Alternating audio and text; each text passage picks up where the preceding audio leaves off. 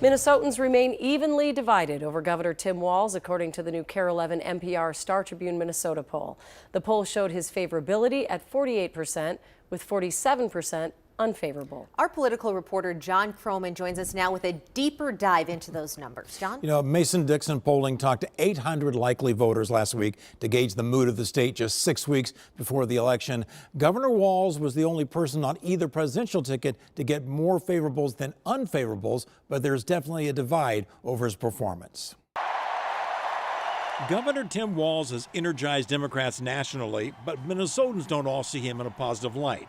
In the new KARE 11 NPR News Star Tribune Minnesota poll, his favorables are at 48%, just 1 point above his unfavorables. He did fare better than GOP counterpart J.D. Vance, who had 42% favorable compared to 48% unfavorable. Walz to me, it seems like a guy I could have a beer with, sit down, have a few laughs, pat him on the back. When it comes to Governor Walz's overall job performance, he's doing fairly well, with 53% approving, 44% disapproving. I think that Minnesota just hasn't really benefited from many of the choices and decisions he's made personally. Great, big fan.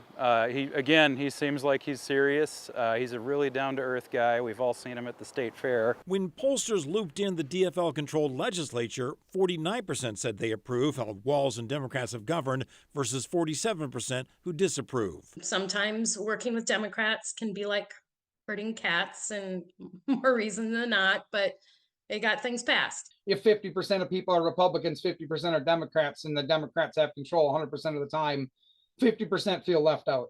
On the question of how Walz responded to the protests and riots after George Floyd's murder, only 43% approved compared to 52% who disapproved. I don't think he did a good job. I mean, he let Minneapolis get burned down. Should they have gone in earlier?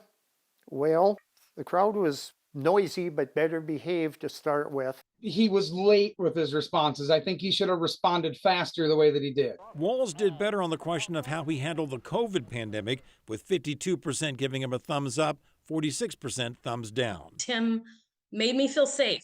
Did I like that he got emergency powers for as long as he did? Nope, didn't like that at all. I do feel like he did an incredible job with COVID, given how awful the situation was at that time. Now, one surprise in the poll is that Lieutenant Governor Peggy Flanagan, who's in line to replace Walz if he becomes vice president, is still relatively unknown. 47% have no opinion of her.